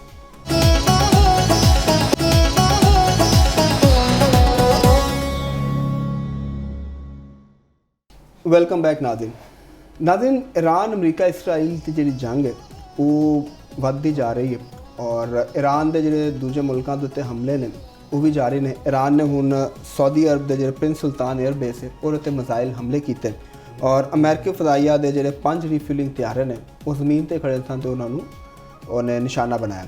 ਔਰ ਅਮਰੀਕਾ ਦਾ ਇਹ ਕਹਿਣਾ ਹੈ ਕਿ ਉਹ ਤਬਾਹ ਨਹੀਂ ਹੋਏ ਬਲਕਿ ਕੁਝ ਡੈਮੇਜ ਹੋਏ ਨੇ ਤੇ ਉਹਨਾਂ ਦੀ ਰਿਪੇਅਰਿੰਗ ਦਾ ਕੰਮ ਜਾਰੀ ਹੈ। ਤੇ ਇਹਦੇ ਨਾਲ ਨਾਲ ਇਰਾਕੀ ਦਾਰੁਲ ਹੁਕੂਮਤ ਬਗਦਾਦ ਜਿਹੜਾ ਅਮਰੀਕੀ ਸਫਾਰਤਖਾਨੇ ਦਾ ਕੰਪਾਊਂਡ ਹੈ ਉਹਦੇ 'ਤੇ ਵੀ ਜਨਾਬ ਹੈਲੀਪੈਡ ਤੇ ਉਹਦੇ ਮਿਜ਼ਾਈਲ ਹਮਲੇ ਜਿਹੜੇ ਨੇ ਉਹ ਕੀਤੇ ਗਏ ਨੇ, ਔਰ ਬਹਿਰੀਨ ਵਿੱਚ ਵੀ ਹਮਲਾ ਹੋਇਆ। ਤੇ ਇਹਦੇ ਨਾਲ ਜਿਹੜਾ ਅਮਰੀਕਾ ਔਰ ਇਸਰਾਈਲ ਉਹਦੀ ਤਰਫੋਂ ਵੀ ਈਰਾਨ ਦੇ ਉੱਤੇ ਹਮਲੇ ਜਿਹੜੇ ਨੇ ਜਾਰੀ ਨੇ। ਤਹਿਰਾਨ 'ਚ ਕਾਫੀ ਹਮਲੇ ਹੋਏ ਨੇ, ਈਰਾਨ ਦੀ ਤਰਫੋਂ ਇਸਰਾਈਲ ਦੇ ਉੱਤੇ ਹਮਲੇ ਜਾਰੀ ਨੇ। ਔਰ ਫਿਰ ਹੁਣ ਜਿਹੜੀ ਅਮਰੀਕਾ ਉਹਨੇ ਜਿਹੜੇ ਈਰਾਨ ਦੇ ਲੀਡਰ ਨੇ ਉਹਨਾਂ ਦੇ ਹੈਡਮਨੀ ਵੀ ਰੱਖਦੀ ਹੈ। ਤੇ ਇਹਦੇ ਨਾਲ ਇੱਕ ਹੋਰ ਅਹਿਮ ਚੀਜ਼ ਹੈ ਵੀ ਕਿ ਈਰਾਨ ਨੇ ਕਿਹਾ ਕਿ ਆਪ ਨਾ ਹੁਰਮਜ਼ ਤੋਂ ਤੇਲ ਦੀ ਜਿਹੜੀ ਇਜਾਜ਼ਤ ਹੈ ਉਦੋਂ ਹੋਏਗੀ ਕਿ ਅਗਰ ਜਿਹੜੀ ਕਰੰਸੀ ਹੈ ਚਾਈਨੀਜ਼ ਕਰੰਸੀ ਉਹਦੇ 'ਚ ਅਗਰ ਜਿਹੜੀ ਨਾ ਖਰੀਦੋ ਫਰੋਖਤ ਹੋਏਗੀ ਤੇ ਡੀਲ ਅਗਰ ਉਹਦੇ 'ਚ ਹੋਏਗੀ ਤੇ ਫਿਰ ਅਸੀਂ ਉੱਥੋਂ ਗੁਜ਼ਰਨ ਦੀ ਇਜਾਜ਼ਤ ਦਿਆਂਗੇ। ਤਾਂ ਚੋਰ ਸਾਹਿਬ ਕੋਲ ਚੱਲਦੇ ਆ ਜਿਹੜੇ ਸਾਰੇ ਮਾਮਲਾਤ ਨੇ ਆ ਜਿਹੜੀਆਂ ਗੁੰਝਲਾਂ ਨੇ ਇਹਨਾਂ ਕੋਲ ਖੁਲਵਾਉਂਦੇ ਆ ਚੋਰ ਸਾਹਿਬ ਕੋਲੋਂ। ਚੋਰ ਸਾਹਿਬ ਗੁੰਝਲਾਂ ਅਸੀਂ ਖੋਲ ਦਿੰਦੇ ਹਾਂ, ਸਾਡਾ ਕੰਮ ਹੀ ਗੁੰਝਲ ਖੋਲਣਾ। ਠੀਕ ਹੈ, ਪਹਿਲੇ ਤਾਂ ਤੁਸੀਂ ਇਹ ਦੱਸੋ ਨਾ ਜੀ, ਇਹ ਸਾਊਦੀ ਅਰਬ ਤੇ ਫਿਰ ਹਮਲਾ ਹੋ ਗਿਆ। ਹਾਂ ਦੇਖੋ ਇਹ ਤੇ ਇੱਕ ਚੀਜ਼ ਵਾਜ਼ਿਹ ਹੋਈ ਹੈ ਨਾ, ਇਹ ਤਾਂ ਪਹਿਲੇ ਵੀ ਅਸੀਂ ਗੱਲ ਕਰਦੇ ਰਹੇ ਹਾਂ, ਮੈਂ ਤੁਹਾਨੂੰ ਦੱਸਦਾ ਰਿਹਾ ਕਿ ਈਰਾਨ ਦੀ ਜਿਹੜੀ ਰਜੀਮ ਇਸ ਵਕਤ ਜਿਹੜੀ, ਔਰ ख़ास ਤੌਰ ਤੇ ਪਾਸਦਾਰਾਨੇ ਇਨਕਲਾਬ, ਇਸ ਵੇਲੇ ਲੜਾਈ ਪਾਸਦਾਰਾਨੇ ਇਨਕਲਾਬ ਲੜ ਰਹੇ ਨੇ ਤੇ ਉਹਨਾਂ ਦੀ ਕੋਸ਼ਿਸ਼ ਜਿਹੜੀ ਹੈ ਉਹ ਇਹੋ ਹੀ ਹੈਗੀ ਕਿ ਲੜਾਈ ਦਾ ਫੈਲਾਓ ਜਿਹੜਾ ਹੈ ਉਹਦੇ 'ਚ ਦੀਗਰ ਮੁਲਕਾਂ ਨੂੰ ਵੀ ਵਿੱਚ ਸ਼ਾਮਲ ਕੀਤਾ ਜਾਵੇ। ਉਹਨਾਂ ਦੀ ਇਸੇ ਵਾਸਤੇ ਦੇਖੋ ਉਹਨਾਂ ਨੇ ਮੁਸਲਸਲ ਉਹ ਕਤਰ ਨੂੰ, ਬਹਿਰੇਨ ਨੂੰ, ਸਾਊਦੀ ਅਰਬ ਨੂੰ, UAE ਨੂੰ ਨਿਸ਼ਾਨਾ ਬਣਾ ਰਹੇ ਨੇ। ਹੁਣ ਉਹ ਸਬਰ ਕਰ ਰਹੇ ਨੇ ਅਜੇ। ਅਸੂਲੀ ਤੌਰ ਤੇ ਅਗਰ ਅਸੀਂ ਦੇਖਦੇ ਹਾਂ ਔਰ ਅਗਰ ਇੰਟਰਨੈਸ਼ਨਲ ਲਾਜ਼ ਨੂੰ ਅਗਰ ਦੇਖਦੇ ਹਾਂ ਤਾਂ ਮੇਰਾ ਖਿਆਲ ਹੈ ਕਿ ਈਰਾਨ ਨੂੰ ਇਹ ਕੰਮ ਨਹੀਂ ਕਰਨਾ ਚਾਹੀਦਾ। ਇਹਦੀ ਸਾਹਮਣੇ ਵਜ੍ਹਾ ਜਿਹੜੀ ਉਹ ਇਹ ਵੀ ਹੈ ਕਿ ਮਸੂਦ ਪਜ਼ਕਸ਼ੀਆਨ ਨੇ ਇਹਦੇ ਤੇ ਮਾਫੀ ਵੀ ਮੰਗੀ ਸੀ ਇਸੇ ਕੰਮ ਦੇ ਉੱਤੇ, ਲੇਕਿਨ ਉਸ ਦੇ ਬਾਵਜੂਦ ਉਹ ਜਾਰੀ ਰਹੀ। ਹੁਣ ਉਹ ਮੰਜ਼ਰ ਆਮ ਤੇ ਵੀ ਆਏ ਨੇ, ਅੱਲੋ ਜਿਹੜੇ ਕੁਦਸ ਰੈਲੀ ਉਹਦੇ ਉੱਥੇ ਵੀ ਉਹ ਗਏ ਨੇ ਤੇ ਮੈਂ ਸਵਾਲ ਵੀ ਇਹ ਉਠਾਇਆ ਸੀ ਕਿ ਉਹਨਾਂ ਦੀ ਜਿਹੜੀ ਮਾਜ਼ਰਤ ਹੈ ਜਾਂ ਉਹਨਾਂ ਦੀ ਜਿਹੜੀ ਐਗਜ਼ੈਕਟਿਵ ਪਾਵਰ ਹੈਗੀ ਹੈ ਮੈਂ ਉਹ ਕਿੱਥੇ ਹੈਗੀ ਹੈ। ਉਹ ਇਹਦਾ ਮਤਲਬ ਕਿ ਆਪਣੀ ਮਾਜ਼ਰਤ ਨੂੰ ਥੱਲੇ ਤੱਕ ਉਹ ਪਾਸਦਾਰਾਨਾ ਇਨਕਲਾਬ ਤੱਕ ਇੰਪਲੀਮੈਂਟ ਨਹੀਂ ਕਰਾ ਸਕੇ। ਇੱਥੋਂ ਸਾਬਤ ਇਹ ਹੁੰਦਾ ਕਿ ਪਾਸਦਾਰਾਨਾ ਇਨਕਲਾਬ ਉਹਨਾਂ ਦੇ ਕੰਟਰੋਲ ਤੋਂ ਬਾਹਰ ਨੇ। ਫਿਰ ਦੂਸਰੀ ਗੱਲ ਇਹ ਆ ਗਈ ਕਿ ਜਿਸ ਵੇਲੇ ਰਹਿਬਰ ਆਲਾ ਦਾ ਜਿਹੜਾ ਪੈਗਾਮ ਆਇਆ, ਆਡੀਓ ਪੈਗਾਮ ਆਇਆ, ਉਹਦੇ ਵਿੱਚ ਵੀ ਉਹਨਾਂ ਨੇ ਇਹ ਕਹਿ ਦਿੱਤਾ ਕਿ ਜੀ ਅਸੀਂ ਹਮਲੇ ਜਾਰੀ ਰੱਖਾਂਗੇ। ਠੀਕ ਹੋ ਗਿਆ। ਤੇ ਹੁਣ ਇਹਦਾ ਮਤਲਬ ਹੈ ਕਿ ਉਹ ਪਾਸਦਾਰਾਨੇ ਇਨਕਲਾਬ ਹੈ ਲੜਾਈ ਲੜ ਰਹੇ ਨੇ। ਦੀਗਰ ਫੋਰਸਿਸ ਦਾ ਸਾਨੂੰ ਉਸ ਤਰ੍ਹਾਂ ਇਤਲਾਹ ਨਹੀਂ ਮਿਲ ਰਹੀ, ਕਿਉਂਕਿ ਇਹ ਵੀ ਨਹੀਂ ਸਾਨੂੰ ਪਤਾ ਲੱਗਦਾ ਕਿ ਉਹਨਾਂ ਦੀ 에ਅਰ ਫੋਰਸ ਕਿੰਨੀ ਕੁ ਐਕਟਿਵ ਹੈ ਇਸ ਸਾਰੇ ਮਸਲੇ ਦੇ ਵਿੱਚ, ਜਾਂ ਉਹਨਾਂ ਦੀ ਨੇਵਲ ਫੋਰਸ ਕਿੰਨੀ ਕੁ ਐਕਟਿਵ ਹੈ। ਉਹਨਾਂ ਦੀ ਮਿਜ਼ਲ ਬੈਟਰੀ ਜਿਹੜੀ ਹੈ ਨਾ ਉਹ ਚੱਲ ਰਹੀ ਹੈ, ਠੀਕ ਹੈ, ਜਿਨ੍ਹਾਂ ਨੇ ਸਾਊਦੀ ਅਰਬ ਨੂੰ ਵੀ। ਤੇ ਇਹਦਾ ਮਤਲਬ ਇਹ ਹੈਗਾ ਕਿ ਉਹ ਚਾਹੁੰਦੇ ਨੇ ਕਿ ਮਜਬੂਰ ਕੀਤਾ ਜਾਵੇ ਕਿ ਇਹ ਲੋਕ ਜਿਹੜੇ ਨੇ ਇੱਥੇ ਇਹਨਾਂ ਦੀ ਇਕਨੋਮੀ ਨੂੰ ਡੈਮੇਜ ਕੀਤਾ ਜਾਵੇ ਔਰ ਇਹ ਅਮਰੀਕਾ ਦੇ ਉੱਤੇ ਦਬਾਅ ਪਾਉਣ ਕਿ ਵੀ ਤੁਸੀਂ ਇਸ ਜੰਗ ਨੂੰ ਬੰਦ ਕਰੋ। ਔਰ ਕਿਸੇ ਹੱਦ ਤੱਕ ਉਹਨਾਂ ਦੀ ਸਟ੍ਰੈਟਜੀ ਮੇਰਾ ਖਿਆਲ ਹੈ ਕਿ ਕਾਮਯਾਬ ਵੀ ਜਾ ਰਹੀ ਹੈ। ਦਬਾਅ ਪਾਉਣ 'ਚ ਕਿਸੇ ਹੱਦ ਤੱਕ ਕਾਮਯਾਬ ਹੋਏ ਨੇ, ਬਲਕਿ ਖਾਸੀ ਹੱਦ ਤੱਕ ਹੋਏ ਨੇ, ਕਿਉਂਕਿ G7 ਦਾ ਜਿਹੜਾ ਪਿੱਛੇ ਇਜਲਾਸ ਉਹਨਾਂ ਨੇ ਵੀ ਕਿਹਾ ਕਿ ਪ੍ਰੈਜ਼ੀਡੈਂਟ ਟਰੰਪ ਨਾਲ ਕੀਤੀ ਕਿ ਤੁਸੀਂ ਜਲਦ ਤੋਂ ਜਲਦ ਜਿਹੜੀ ਨਾ ਆਪਣਾ ਹੁਰਮਜ਼ ਦਾ ਮਾਮਲਾ ਵੀ ਕਰੋ ਤੇ ਇਹਨੂੰ ਜੰਗ ਨੂੰ ਬੰਦ ਕਰੋ ਜਾਂ ਜਿਸ ਵੀ ਇਹਦੇ ਕਰਵਟ ਇਹਦੇ ਨਤੀਜਾ ਖੇਜ਼ ਬਣਾਓ। ਹਾਂਜੀ, ਉਹਦੇ ਨਾਲ ਤੁਸੀਂ ਇਹ ਵੀ ਦੇਖੋ ਨਾ ਕਿ ਜਿਹੜੇ ਟਰੰਪ ਦੇ ਮੁਸ਼ੀਰ ਨੇ ਉਹਨਾਂ ਨੇ ਵੀ ਕਿਹਾ ਕਿ ਵੀ ਤੁਸੀਂ ਜਿਹੜਾ ਨਾ ਐਲਾਨ ਕਰ ਦਿਓ। ਹਾਂ, ਉਹ ਵੀ ਇਹ ਕਹਿ ਰਹੇ ਨੇ ਕਿ ਜੀ ਅਸੀਂ ਜਿੱਤ ਗਏ ਹਾਂ, ਉਹ ਕਰ ਵੀ ਚੁੱਕੇ ਨੇ ਇੱਕ ਆਪਣੇ ਤੌਰ ਦੇ ਉੱਤੇ ਕਿ ਜੀ ਜਿੱਤ ਗਏ ਹਾਂ। ਤੇ ਲੇਕਿਨ ਗੱਲ ਹੈਗੀ ਕਿ ਹੁਣ ਇੰਨਾ ਆਸਾਨ ਕੰਮ ਨਹੀਂ ਰਿਹਾ ਅਮਰੀਕਾ ਵਾਸਤੇ ਵੀ ਕਿ ਉਹ ਸਿਰਫ ਜੰਗ ਜਿੱਤ ਕੇ ਤੇ ਕਹਿ ਦੇਣ ਕਿ ਮੈਂ ਜੰਗ ਜਿੱਤ ਗਿਆ ਹਾਂ। ਤੇ ਉਹ ਇਸ ਤਰ੍ਹਾਂ ਦਾ, ਕਿਉਂਕਿ ਹੁਣ ਜਿਸ ਤਰ੍ਹਾਂ ਦਾ ਇੱਕ ਚੱਕਰ ਬਣ ਗਿਆ ਹੈ, ਜਿਸ ਤਰੀਕੇ ਦੇ ਨਾਲ ਦੂਸਰੇ ਮੁਲਕਾਂ ਦੇ ਉੱਤੇ ਅਟੈਕ ਹੋ ਰਹੇ ਨੇ, ਅਗਰ ਉਹ ਜੰਗ ਬੰਦ ਕਰ ਦਿੰਦੇ ਨੇ ਤੇ ਫਿਰ ਪਾਸਦਾਰਾਨਾ ਇਨਕਲਾਬ ਤੇ ਫਿਰ ਉਹ ਜਾਰੀ ਰੱਖਣਗੇ।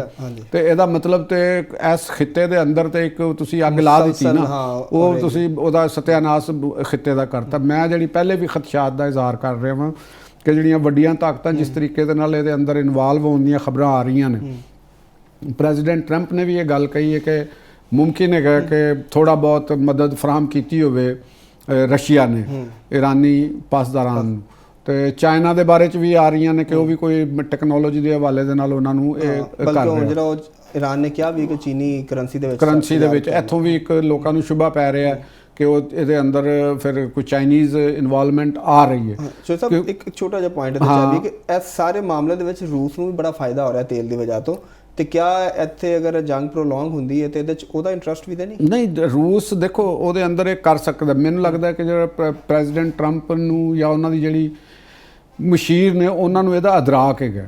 ਦੇਖੋ ਇਸੇ ਅਦਰਾਕ ਦੀ ਵਜ੍ਹਾ ਦੇ ਨਾਲ ਹੀ ਉਹਨਾਂ ਨੇ ਆਪਣੇ ਵੱਲੋਂ ਸਦਰ ਪਿਊਟਨ ਨੂੰ ਤੇ ਉਹਨਾਂ ਦੇ ਜਿਹੜੇ ਸਾਥੀ ਨੇ ਉਹਨਾਂ ਨੂੰ ਥੋੜਾ ਜਿਹਾ ਟੈਮ ਡਾਊਨ ਕਰਨ ਵਾਸਤੇ ਪਾਬੰਦੀਆਂ ਚੁੱਕੀਆਂ ਨੇ ਕਿ ਵੀ ਤੁਸੀਂ ਆਦਰ ਦੇ ਪਾਬੰਦੀਆਂ ਸੀ ਚੁੱਕ ਲੈਂਦੇ ਹਾਂ। ਲੇਕਿਨ ਯੂਰਪੀ ਯੂਨੀਅਨ ਨੇ ਇਹਦੇ ਤੇ ਬੜਾ ਸਖਤ ਰੱਦ-ਏ-ਅਮਲ ਦਿੱਤਾ ਹੈ ਕਿ ਤੁਸੀਂ ਜਿਹੜਾ ਵੈਸਟਰਨ ਯੂਰਪ ਹੈਗਾ ਤੁਸੀਂ ਉਹਨੂੰ ਖਤਰਾਤ ਨਾਲ ਦੁਚਾਰ ਕਰ ਰਹੇ ਹੋ, ਤੁਸੀਂ ਯੂਕਰੇਨ ਨੂੰ ਖਤਰਾਤ ਵਿੱਚ ਦੁਚਾਰ ਕਰ ਰਹੇ ਹੋ। ਕਿਉਂਕਿ ਹੁਣ ਕੋਲਡ ਵਾਰ ਦਾ ਪੁਰਾਣੇ ਐਗਰੀਮੈਂਟਸ ਤੇ ਉਸ ਤਰ੍ਹਾਂ ਤਕਰੀਬਨ ਉਹ ਆਪਰੇਟ ਨਹੀਂ ਰਹੇ ਤੇ ਇੱਕ ਨਵੀਂ ਤਰਜ਼ ਦਾ ਇੱਕ ਹੋ ਗਿਆ ਹੁਣ। ਸਭ ਯੂਕਰੇਨ ਦਾ ਜ਼ਿਕਰ ਕੀਤਾ ਤੇ ਈਰਾਨ ਵਾਲੀ ਇਸ ਜੰਗ ਦਾ ਵੀ ਕਿਤੇ ਯੂਕਰੇਨ ਵਾਲਾ ਹਾਲ ਤੇ ਨਹੀਂ ਹੋਗਾ ਕਿ ਬਸ ਚੱਲੀ ਜਾਏ ਫਿਰ? ਇਹ ਦੇਖੋ ਇਹ ਚੱਲ ਤੇ ਸਕਦੀ ਹੈ, ਲੇਕਿਨ ਮੈਨੂੰ ਲੱਗਦਾ ਹੈਗਾ ਕਿ ਅਮਰੀਕਾ ਨੂੰ ਇਸ ਤਰ੍ਹਾਂ ਛੱਡਣਾ ਨਹੀਂ ਪਏਗਾ, ਉਹ ਉਹਦੇ ਤੋਂ ਜਾਨ ਨਹੀਂ ਛੁਡਾ ਸਕਦਾ ਕਿਉਂਕਿ ਪ੍ਰੈਜ਼ੀਡੈਂਟ ਟਰੰਪ ਜਿਸ ਸੱਤਾ ਤੇ ਆ ਗਏ ਨੇ ਹੁਣ ਉਹ ਵਾਪਸ ਯੂਰਪ ਦੇ ਨਾਲ ਉਸ ਤਰ੍ਹਾਂ ਦੀ ਉਹਨਾਂ ਦੀ ਨਹੀਂ ਬਣਨੀ। ਉਹ ਜਿਹੜੀਆਂ ਕਹਿੰਦੇ ਨੇ ਨਾ ਦਰਾੜਾਂ ਪੈ ਗਈਆਂ, ਦਿਲਾਂ 'ਚ ਦੂਰੀਆਂ ਪੈ ਗਈਆਂ, ਉਹ ਇਕੱਠੀਆਂ ਬਹੁਤ ਮੁਸ਼ਕਲ ਹੋਣੀਆਂ ਨੇ ਔਰ ਮਾਮਲਾ ਬਹੁਤ ਪੁਲਾਂ ਥੱਲੋਂ ਪਾਣੀ ਨਿਕਲ ਗਿਆ। ਹੁਣ ਉਹਨਾਂ ਦੇ ਕੋਲ ਜਿਹੜੇ ਮਿਡਲ ਈਸਟ ਦੇ ਐਲਾਈਜ਼ ਨੇ ਇਹ ਨੇ ਉਹਨਾਂ ਦੇ ਕੋਲ ਬਚੇ ਹੋਏ ਤੇ ਅਗਰ ਉਹ ਇਹਨਾਂ ਨੂੰ ਕੱਲਿਆਂ ਛੱਡ ਦਿੰਦੇ ਨੇ ਤੇ ਫਿਰ ਅਮਰੀਕਾ ਵਾਸਤੇ ਤੇ ਬਹੁਤ ਹੀ ਮੁਸ਼ਕਲ ਸੂਰਤ ਹਾਲ ਪੈਦਾ ਹੋ ਜਾਏਗੀ ਕਿ ਉਹ ਇਤਿਹਾਦੀਆਂ ਨੂੰ ਆਪਣਿਆਂ ਨੂੰ ਛੱਡ ਗਏ ਤੇ ਉਹਨਾਂ ਦੇ ਕੋਲ ਤੇ ਫਿਰ ਕੋਈ ਵੀ ਇਤਿਹਾਦੀ ਨਹੀਂ ਨਾ ਰਹੇਗਾ। ਯੂਰਪ ਵੀ ਨਹੀਂ ਰਿਹਾ ਤੇ ਇਹ ਵੀ ਨਹੀਂ ਰਿਹਾ ਤੇ ਲੈਟਿਨ ਅਮਰੀਕਾ ਕਿੰਨੀ ਕੁ ਦੇਰ ਤੱਕ ਉਹ ਆਪਣੇ ਕੋਲ ਰੱਖ ਸਕਣਗੇ।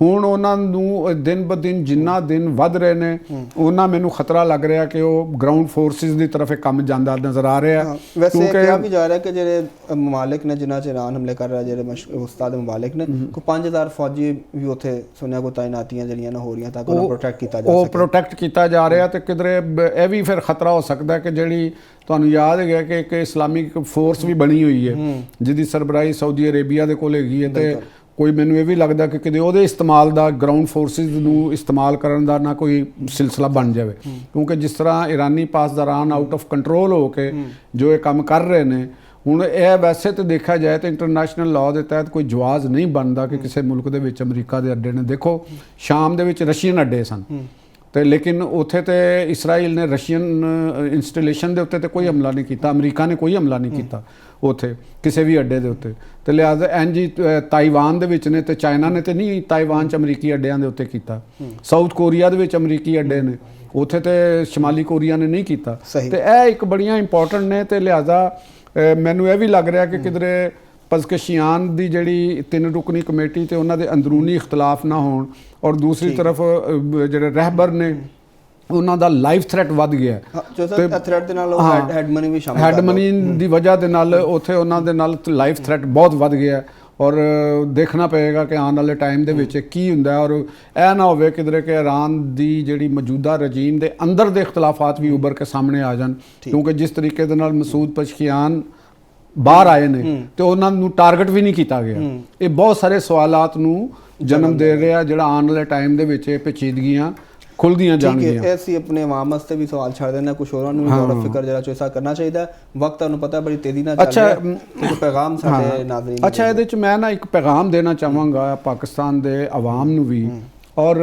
ਜਿਹੜੀ ਪੈਟਰੋਲੀਅਮ ਦੇ ਜਿਹੜੇ ਡੀਲਰਸ਼ਿਪ ਹੈ ਪੈਟਰੋਲ ਪੰਪ ਡੀਲਰਸ਼ਿਪ ਐਸੋਸੀਏਸ਼ਨ ਜਿਨ੍ਹਾਂ ਨੇ ਉਹ ਵੀ ਆਪਣੇ ਮਾਰਜਨ ਵਾਸਤੇ ਕਰ ਰਿਹਾ। ਮੇਰਾ ਖਿਆਲ ਹੈਗਾ ਕਿ ਇਸ ਵਕਤ ਮੁਲਕ ਦੇ ਵਸੀਹ ਤਰ ਮਫਾਦ ਦਾ ਤਕਾਜ਼ਾ ਇਹ ਹੈਗਾ ਕਿ ਪੈਟਰੋਲ ਦੀ ਜਿਹੜੀ ਉਹਨਾਂ ਨੇ ਹੜਤਾਲ ਦਾ ਐਲਾਨ ਕੀਤਾ ਉਹ ਨਾ ਕਰਨ। ਅਸੀਂ ਆਸਟੈਰਿਟੀ ਮੇਜਰ ਦੀ ਅੱਗੇ ਵੀ ਗੱਲ ਕੀਤੀ ਤੇ ਪੈਟਰੋਲ ਪੰਪ ਮਾਲਕਾਨ ਜਾਂ ਇਹਨਾਂ ਨੂੰ ਵੀ ਥੋੜਾ ਜਿਹਾ ਆਪਣਾ ਹਿੱਸਾ ਪਾਣਾ ਚਾਹੀਦਾ ਹੈ ਮੁਲਕ ਦੇ ਵਾਸਤੇ। ਅਗਰ ਤੁਸੀਂ 2 ਮਹੀਨੇ 6 ਮਹੀਨੇ ਤੱਕ ਇਹ ਅਗਰ ਪ੍ਰੋਫਿਟ ਨਹੀਂ ਲਵੋਗੇ ਮਾਰਜਨ ਜਦ ਕਿ ਤੁਸੀਂ ਅੱਜ ਵੀ ਪ੍ਰੋਫਿਟ ਵਿੱਚ ਹੋ, ਇਹ ਨਹੀਂ ਗੱਲ ਕਿ ਵੀ ਤੁਸੀਂ 2.5 ਰੁਪਏ ਅੱਜ ਵੀ ਕਮਾ ਰਹੇ ਹੋ ਤੇ ਤੁਸੀਂ ਅਗਰ ਇਸ ਪ੍ਰੋਫਿਟ ਨੂੰ ਥੋੜਾ ਜਿਹਾ ਦੇਰ ਨਾ ਵੀ ਲਵੋਗੇ ਤੇ ਮੁਲਕ ਦੀ ਔਰ ਇਸ ਕੌਮ ਦੀ ਖਾਤਰ ਅਗਰ ਤੁਸੀਂ ਕੁਰਬਾਨੀ ਦਿਓਗੇ ਤੇ ਇਹ ਤੁਹਾਡੇ ਬਾਰੇ ਤੇ ਇੱਕ ਮੁਲਕ ਦੇ ਤਾਜਰਾਂ ਦੇ ਕਾਰੋਬਾਰੀ ਤਬਕੇ ਦੇ ਬਾਰੇ 'ਚ ਇੱਕ ਅੱਛੀ ਰਵਾਇਤ ਆਏਗੀ। ਦੂਸਰੀ ਤਰਫ ਆਵਾਮ ਨੂੰ ਵੀ ਚਾਹੀਦਾ ਹੈ ਕਿ ਉਹ ਪੈਟਰੋਲ ਦੇ ਖਰਚ ਦੇ ਹਵਾਲੇ ਨਾਲ ਸਾਦਗੀ ਅਪਣਾਉਣ ਔਰ ਬਿਲਾ ਜ਼ਰੂਰਤ ਗੱਡੀਆਂ ਦੇ ਵਿੱਚ ਪੈਟਰੋਲ ਨਾ ਪਾਉਣ ਔਰ ਕੋਸ਼ਿਸ਼ ਕਰਨ ਕਿ ਪਬਲਿਕ ਟਰਾਂਸਪੋਰਟ ਦੇ ਉੱਤੇ ਸਫ਼ਰ ਕਰਨ ਤੇ ਜਿਸ ਤਰੀਕੇ ਨਾਲ ਤੁਸੀਂ ਇਹ ਕਰੋਗੇ ਉਨਾ ਹੀ ਪਾਕਿਸਤਾਨ ਜਿਹੜਾ ਨਾ ਉਹ ਸੇਫ ਰਹੇਗਾ ਔਰ ਇਸ ਹਾਲਾਤ ਦਾ ਮੁਕਾਬਲਾ ਕਰ ਸਕਦਾ। ਹਾਂ ਨਹੀਂ ਬਿਲਕੁਲ ਠੀਕ ਹੈ। ਤੁਸੀਂ ਦੇਖੋ ਨਾ ਬਾਜ਼ਾਰਾਂ 'ਚ ਵੀ ਰਸ਼ ਲੱਗਾ ਪਿਆ, ਗੱਡੀਆਂ ਟ੍ਰੈਫਿਕ ਜੈਮ ਹੁੰਦਾ ਤੇ ਗੱਡੀਆਂ ਪੂਲ ਕੀਤਾ ਜਾ ਸਕਦਾ, ਪਬਲਿਕ ਟਰਾਂਸਪੋਰਟ ਇਸਤੇਮਾਲ ਕੀਤੀ ਜਾ ਸਕਦੀ। ਬਹਾਲ ਚੋਈ ਸਾਹਿਬ ਬਹੁਤ ਸ਼ੁਕਰੀਆ। ਥੈਂਕ ਯੂ ਜੀ। ਨਾਜ਼ਰੀਨ ਪ੍ਰੋਗਰਾਮ ਦਾ ਵਕਤ ਹੋ ਗਿਆ ਖਤਮ ਤੇ ਹੁਣ ਹਾਜ਼ਰ ਹੋਵਾਂਗੇ ਅਗਲੇ ਜੁਮੇਰਾਤ ਤੇ ਕਰਾਂਗੇ ਪੂਰੀ ਗੱਲ ਲਤੀਫ ਚੌਧਰੀ ਦੇ ਨਾਲ।